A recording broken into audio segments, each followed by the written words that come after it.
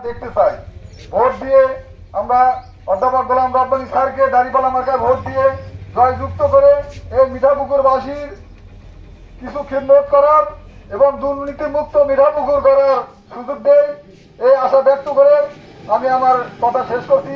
আসসালামু আলাইকুম রহমতুল্লাহ। সংক্ষিপ্ত আকারে আলোচনা পেশ করবেন বাংলাদেশ জামাত ইসলামী মিঠাপুকুর থানা শাখার সম্মানিত ওলামা শাখার সম্মানিত সেক্রেটারি মৌলানা মমিনুল করিম ভাই। মৌলানা মমিনুল করিম।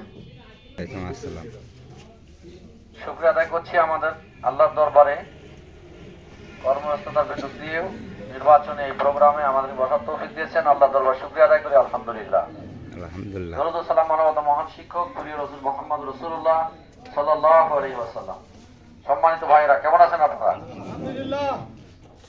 আজকে নির্বাচনী পদচারণা চলছে। আমরা নির্বাচনী প্রচারণার কাজে বের হয়েছি। আপনাদের উদ্দেশ্যে সংক্ষিপ্ত দুটি কথা আমি বলতে চাই যে আগামী জাতীয় নির্বাচন 12 ফেব্রুয়ারি, এটা হলো 12তম নির্বাচন।